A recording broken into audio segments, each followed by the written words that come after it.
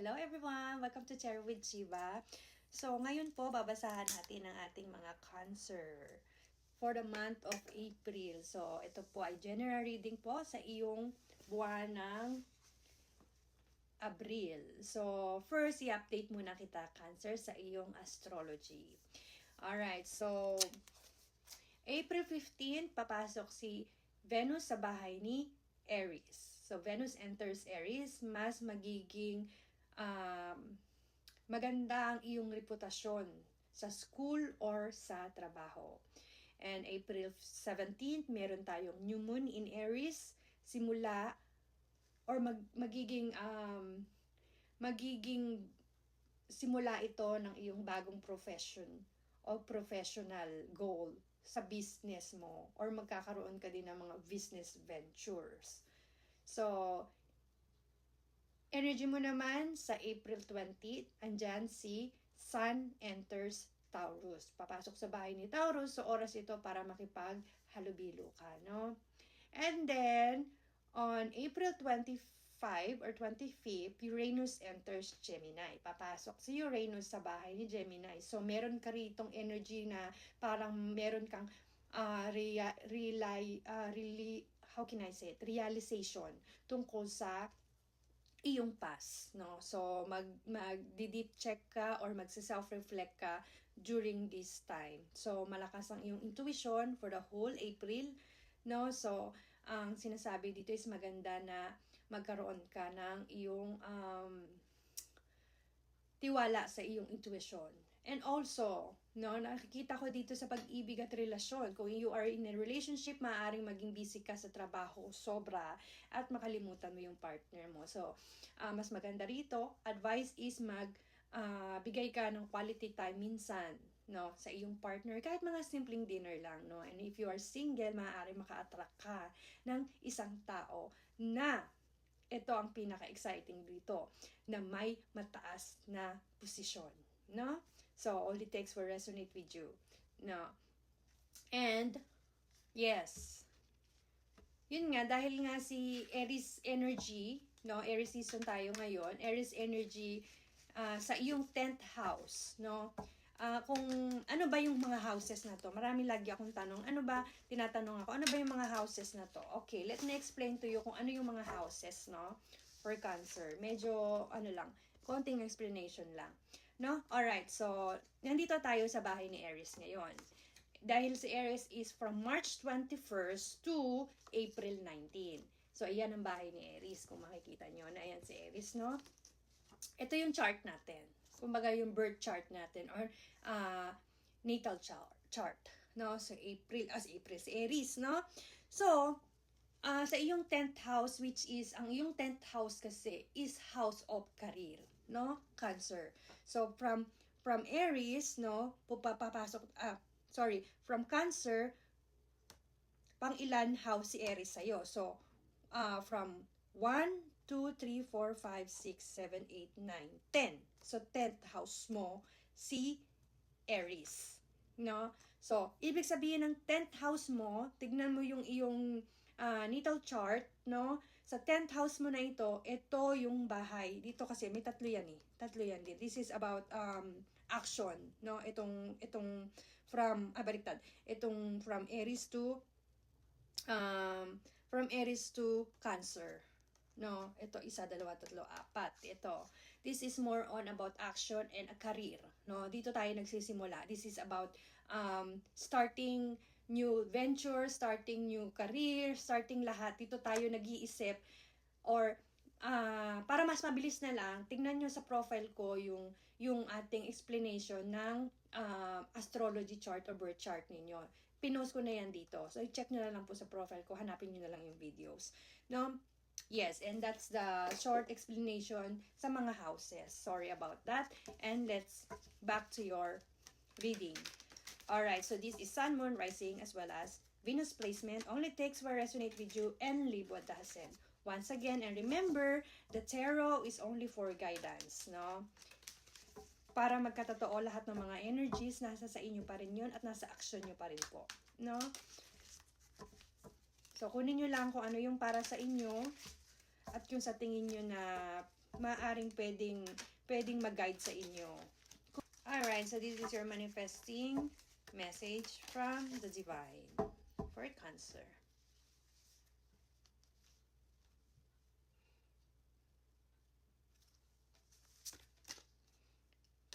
You have unconditionally love. Wow. Looks like April lang. Maganda yung April sa'yo, no? Dahil parang full of love and affection. And then, parang aura mo talaga iba. Iba ang aura mo. Alright, unconditional love. Basahin ko para sa'yo, no? I choose to see the light in everyone. Once again, I choose to see the light in everyone. Recognizing the divine in each being. I accept others as they are, offering compassion to all my brothers and sisters of the light. I offer unconditional love to everyone I meet, joining my soul with theirs to grow together in universal love. Aww, ganda. Post ko to dito para mabasa nyo or may screenshot nyo. No, napakaganda naman, Cancer. Yes, it's astrology mo din kasi. No, Cancer. Makikita mo yung parang magiging busy kayo, magiging active yung iyong taon. Starting April, no, magiging active yung iyong taon. Marami ka makikilala, diyan na yung papasok yung iyong pakikihalubilo sa mga tao, no? Nang hindi ka laging parang nag-work sa loob mo, sa inner mo, or sa internal mo, no? This time, makikipaghalubilo ka na. Kaya sinabi magiging busy ka, no? Which is so nice for you, no? So, tingnan natin ang iyong energy at maaaring anong opportunity ang pwedeng maibigay sa iyo ng mga energy na ito sa iyong month of April, sa ating Cancer. For our Cancer. Energy for Cancer for the month of April.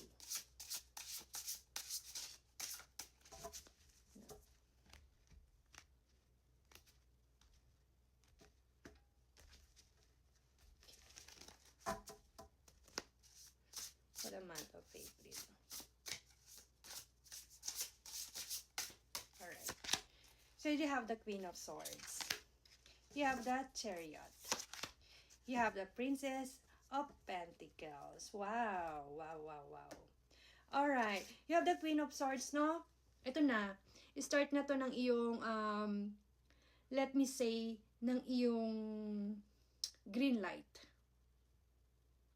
Kung makikita mo, sa iyong card, marami ritong mga butterflies.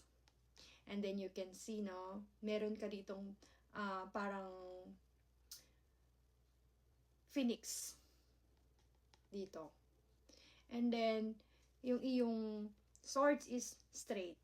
Ang pinakamaganda dito, Cancer, is meron ka ritong rainbow sa likod mo. And then, the space, which is the universe and sky. No?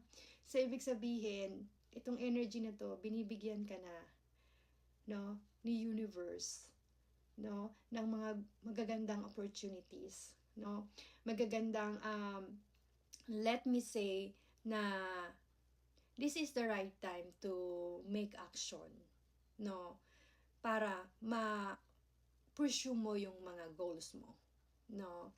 And then, kita mo yan, no, nagliliwanag ka. Nagliliwanag ka. Let me zoom it for you. Diba? Ayan, no, ni butterfly mo. You are the butterfly. See, napaka-lucky mo. For me, I feel like ang lucky ng binibigay sa'yo ng universe for the month of, or even this year. No? Diba? Puro butterfly. And it says, time to fly high. No? Means, ito na yung ano mo para kang agila. No? Para kang agila na lumipad ka ng mataas. Kunin mo yung mga goals mo. Kunin mo yung mga, kung ano yung para sa tingin mong para sa'yo. Simulan mo na. Ito na Kumbaga, ito na yung new venture mo No? And then you have the Chariot here, no? Si sinasabi dito is parang yin-yang to eh. No? Yin-yang. Makikita mo. No? Si Cherry, parang sinasabi dito, may mga times na, alam mo yon na magkakaroon tayo ng mga challenges na minsan mararamdaman natin o mafe-feel natin na parang this is overwhelming. No? And then, of course, you have the yin. No? So, siguro, this is about balance. No? Ito yung sinasabi sa'yo. It's about balance. I-balance mo. No? This is yin-yang. Makikita mo dyan. Ayan. This is yin-yang. The Chariot. And also, no, sa mga energy and opportunity na maaari mong makuha, no, you have the, wow, you have the Princess of Pentacles. Let me show you this one, Cancer. You have the Princess of Pentacles. Nandyan lahat yung mga guide mo. Ang dami mong guide.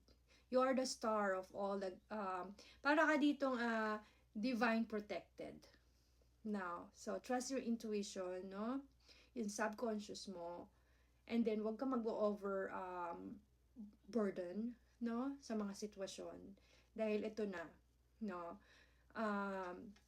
Kaya ang sinasabi sa manifesting mo, no? Sa lahat ng papasok sa'yo, no? Lagi mong unahin yung unconditional love sa iyong neighbors. Sabi nga ni God, no? Love your neighbors. No? Wow. Baka sabihin na naman ng iba dyan na puro na lang maganda. No? This is the energy. I always going to, or gonna say to you guys na this is your energy. It's not my energy. It is your energy na nakikiusap lang tayo sa ating mga ancestors, sa ating mga spirits, sa ating, you know, sa ating universe na kung maaari na malaman natin as a guide sa atin, no? Or sa guide sa inyo. And then, no, ang aksyon nasa sa inyo pa rin. Ang desisyon is nasa sa inyo pa rin. No? So,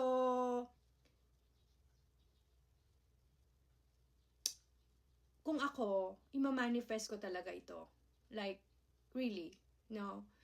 Maybe you can comment dyan, katulad lang lagi kong sinasabi sa mga readings ko rin, na kung gusto mo ma-manifest mo, kung gusto mo talagang mahila mo yung frequency, yung vibration ng energy na ito, itong magagandang energy na ito, kung gusto mong mahila yan, i-manifest mo yan, actionan mo yan.